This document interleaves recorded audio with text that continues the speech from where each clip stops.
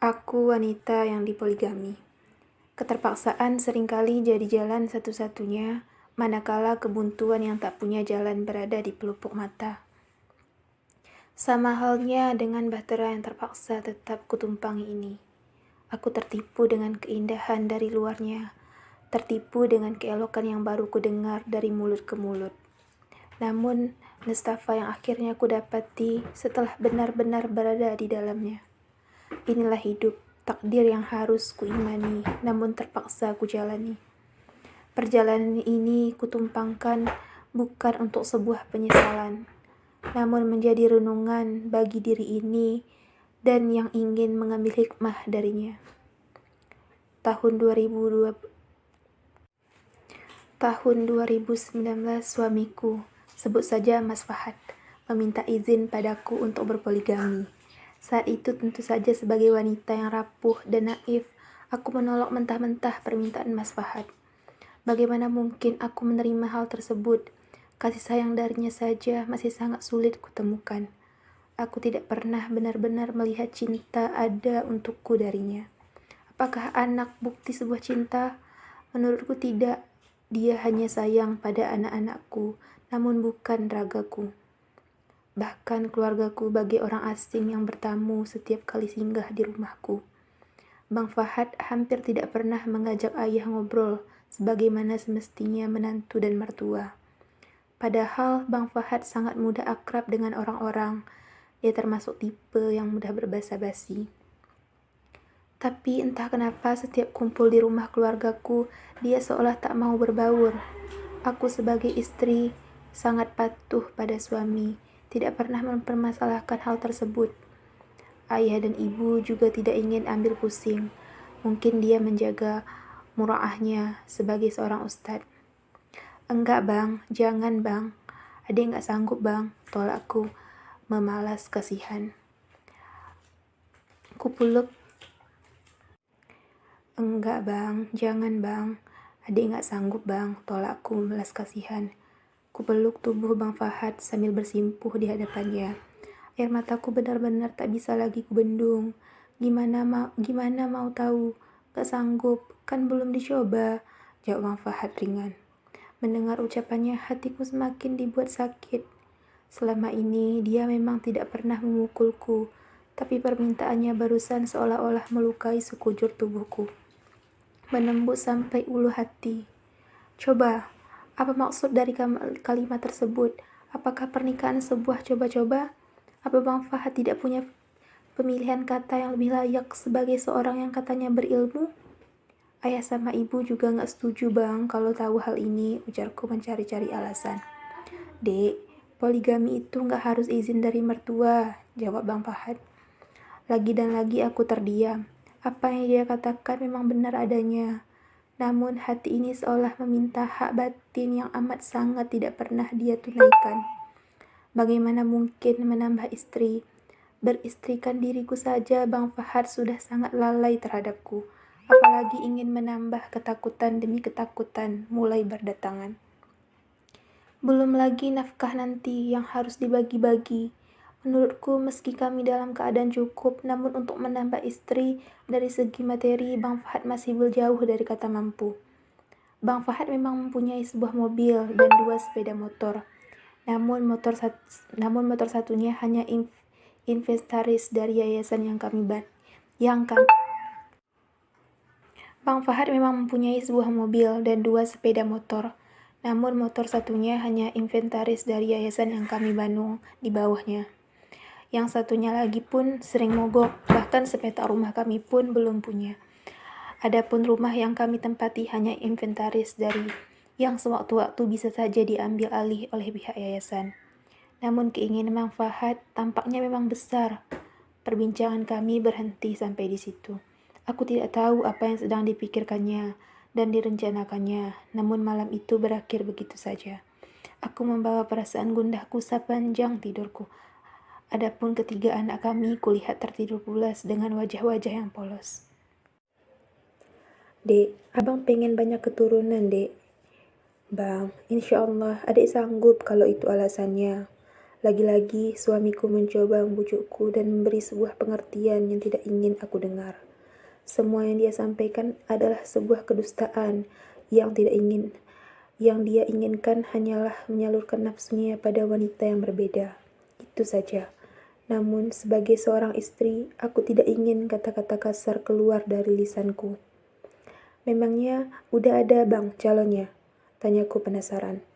Hanya penasaran, bukan sebuah bentuk pertanyaan yang menyetujui permintaannya. Ada dek, seorang wanita di pulau seberang, jawab suamiku tampak sedikit bersemangat. Namun mendengar jawaban suamiku, lagi-lagi hatiku malah dipenuhi oleh sesak. Aku hanya menggeleng, tanda tidak setuju dengan keinginan suamiku. Sudah bisa ku tebak sebagaimana jalur mereka berkenalan. Suamiku memang banyak mengisi kajian dalam dan sekitar provinsi. Namun, untuk dapat kenalan sampai ke seberang pulau, sudah bisa ku tebak dia pasti ta'aruf jalur sosial media. Tentu ta'aruf yang dilakukan suamiku berbeda dengan ta'aruf yang ma'ruf. Bisa kalian bayangkan bukan? Seorang yang katanya berilmu dan pendakwah tersebut harus terjun payung, merendahkan diri sendiri dengan chattingan akhwat yang berkeliaran di sosial media. Bukankah siapa saja bisa terlihat solih dan solihah di media sosial? Ya, sama halnya seperti suamiku. Ya Allah, inikah lelaki yang selama ini kucintai dengan sepenuh hatiku. Dek, ini bukan soalnya cantik kok, dek. Abang cari takwanya, dek, ujar suamiku memberi penjelasan. Mendengar ucapannya barusan, ingin sekali aku tertawa sekencang-kencangnya. Takwa yang bagaimana yang dia maksud? Aku tahu betul bagaimana perangai laki-laki yang kunikahi bertahun-tahun ini. Pandai sekali suamiku mengejek dirinya sendiri. Wanita takwa mana yang Allah kirimkan melalui akhwat virtual? Ya, memang benar, wanita yang taat adalah yang siap dipoligami. Namun suami yang baik dan taat pada Allah juga tidak bermudah-mudah dalam berpoligami, bukan? Tidak ada sama sekali keterpaksaan di sini. Tidak ada hal yang darurat. Melalui rahimku, Allah masih berikan kami 3 momongan. Aku juga masih bisa melayani syahwatnya. Aku bukan wanita yang sakit-sakitan, alhamdulillah. Aku juga bukan wanita yang buruk rupa, bukan wanita udik yang dia pungut dari pinggir desa. Lalu apa alasannya membuatnya begitu tergesa-gesa hingga melampaui batas kesanggupannya? Beberapa minggu akhirnya setelah suamiku mengutarakan keinginannya, aku sempat ingin berniat melarikan diri dari rumah. Tidak kuat rasanya menerima kenyataan ini. Paling tidak biar suamiku mengerti bahwa aku benar-benar menolak permintaannya dan benar-benar merasa frustasi. Aku pun sempat ingin minggat dari rumah. Aku hanya berani bercerita pada seorang teman yang kuanggap amanah dalam menjaga rahasia. Aku banyak bercerita tentang pelik yang kuhadapi, tentang perangai buruk suamiku yang tidak bisa kuceritakan sepenuhnya di kisah ini.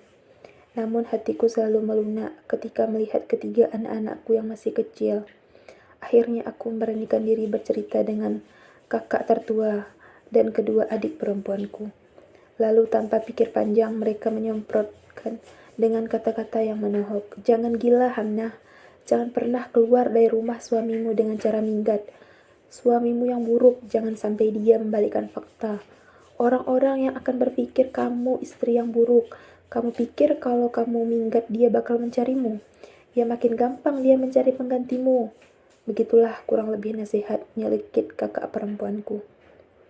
Adapun kedua adik perempuanku sudah tidak merasa heran dengan cerita yang kusampaikan. Mereka menangis pertama kali mendengarnya. Sebenarnya gak heran kak suamimu bakal ta'adud. Karena memang dari awal kayaknya kamu gak pernah dicintai, ujar salah seorang adik perempuanku. Mendengar ucapan adikku, hatiku terasa mengecut. Bahkan orang lain pun bisa melihat bahwa cinta suamiku hampir tidak ada untukku.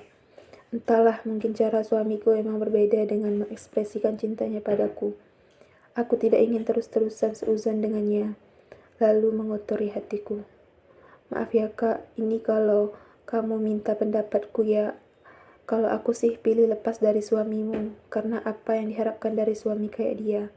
Agamamu apakah pernah diperhatikan sama dia? Kayaknya enggak lah, soalnya Kalau kakak nanya hukum ini itu, minta pendapat ini itu tentang agama, pasti dia suruh kakak cari sendiri. Dia gak pernah peduli dengan agama kakak. Padahal dia kan ustadz, nafkah juga akhir-akhir ini dia pelit kan?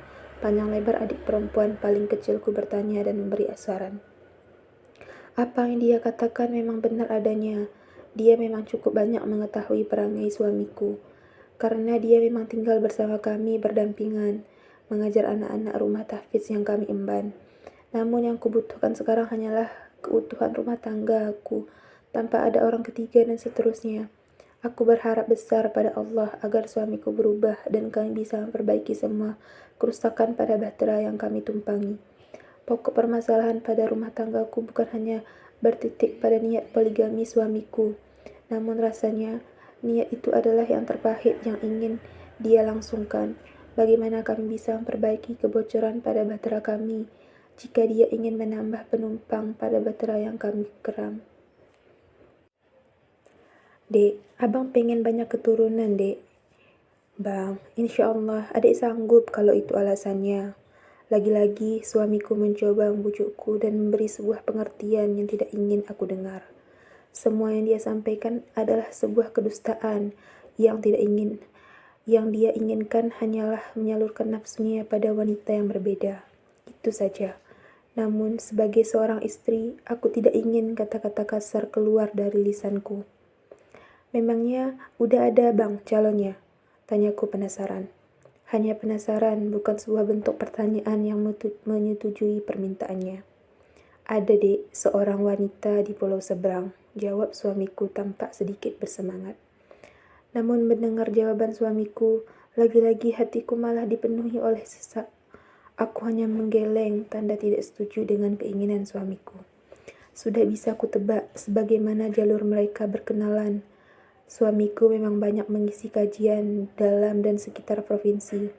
Namun, untuk dapat kenalan sampai ke seberang pulau, sudah bisa kutebak dia pasti ta'aruf jalur sosial media. Tentu ta'aruf yang dilakukan suamiku berbeda dengan ta'aruf yang ma'ruf. Bisa kalian bayangkan bukan? Seorang yang katanya berilmu dan pendakwah tersebut harus terjun payung, merendahkan diri sendiri dengan chattingan akhwat yang berkeliaran di sosial media. Bukankah siapa saja bisa terlihat solih dan solihah di media sosial? Ya, sama halnya seperti suamiku. Ya Allah, inikah lelaki yang selama ini kucintai dengan sepenuh hatiku. Dek, ini bukan soalnya cantik kok, dek. Abang cari takwanya, dek, ujar suamiku memberi penjelasan. Mendengar ucapannya barusan, ingin sekali aku tertawa sekencang-kencangnya. Takwa yang bagaimana yang dia maksud? Aku tahu betul bagaimana perangai laki-laki yang kunikahi bertahun-tahun ini. Pandai sekali suamiku mengejek dirinya sendiri. Wanita takwa mana yang Allah kirimkan melalui akhwat virtual? Ya, memang benar, wanita yang taat adalah yang siap dipoligami. Namun suami yang baik dan taat pada Allah juga tidak bermudah-mudah dalam berpoligami, bukan? Tidak ada sama sekali keterpaksaan di sini.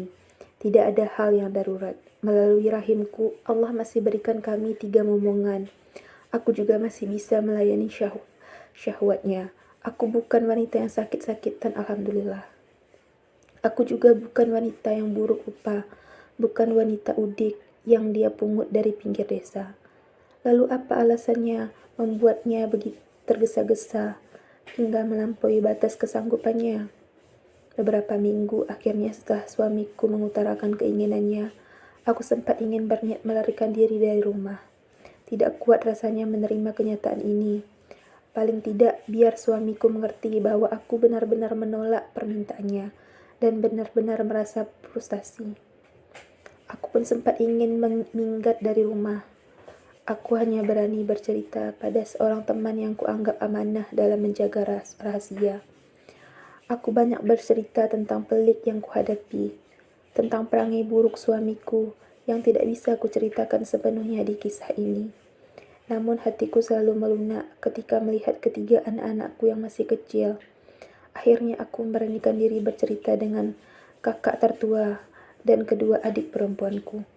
Lalu tanpa pikir panjang mereka menyemprotkan dengan kata-kata yang menohok. Jangan gila, Hamnah. Jangan pernah keluar dari rumah suamimu dengan cara minggat. Suamimu yang buruk, jangan sampai dia membalikkan fakta. Orang-orang yang akan berpikir kamu istri yang buruk. Kamu pikir kalau kamu minggat dia bakal mencarimu. Ya makin gampang dia mencari penggantimu. Begitulah kurang lebih nasihat nyelekit kakak perempuanku. Adapun kedua adik perempuanku sudah tidak merasa heran dengan cerita yang kusampaikan. Mereka menangis pertama kali mendengarnya. Sebenarnya nggak heran kak suamimu bakal ta'adud. Karena memang dari awal kayaknya kamu nggak pernah dicintai, ujar salah seorang adik perempuanku. Mendengar ucapan adikku, hatiku terasa mengecut. Bahkan orang lain pun bisa melihat bahwa cinta suamiku hampir tidak ada untukku. Entahlah, mungkin cara suamiku memang berbeda dengan mengekspresikan cintanya padaku. Aku tidak ingin terus-terusan seuzon dengannya, lalu mengotori hatiku. Maaf ya kak, ini kalau kamu minta pendapatku ya. Kalau aku sih pilih lepas dari suamimu, karena apa yang diharapkan dari suami kayak dia. Agamamu apakah pernah diperhatikan sama dia? Kayaknya enggak lah, soalnya kalau kakak nanya hukum ini itu, minta pendapat ini itu tentang agama, pasti dia suruh kakak cari sendiri. Dia gak pernah peduli dengan agama kakak. Padahal dia kan ustadz, nafkah juga akhir-akhir ini dia pelit kan? Panjang lebar adik perempuan paling kecilku bertanya dan memberi saran. Apa yang dia katakan memang benar adanya. Dia memang cukup banyak mengetahui perangai suamiku. Karena dia memang tinggal bersama kami berdampingan, mengajar anak-anak rumah tahfiz yang kami emban. Namun yang kubutuhkan sekarang hanyalah keutuhan rumah tangga aku, tanpa ada orang ketiga dan seterusnya. Aku berharap besar pada Allah agar suamiku berubah dan kami bisa memperbaiki semua kerusakan pada bahtera yang kami tumpangi. Pokok permasalahan pada rumah tanggaku bukan hanya bertitik pada niat poligami suamiku, namun rasanya niat itu adalah yang terpahit yang ingin dia langsungkan. Bagaimana kami bisa memperbaiki kebocoran pada bahtera kami jika dia ingin menambah penumpang pada bahtera yang kami keram.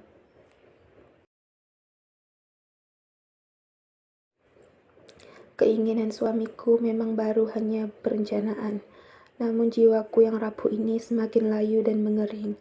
Terlebih suamiku akhir-akhir ini juga semakin gencar membicarakan soal ta'adud, seolah poligami adalah topik yang paling ia gandrungi akhir-akhir ini. Di sosmed, dia juga tidak lagi ragu mengutarakan niatnya melalui sentilan-sentilan postingan narsisnya di akun sosmednya.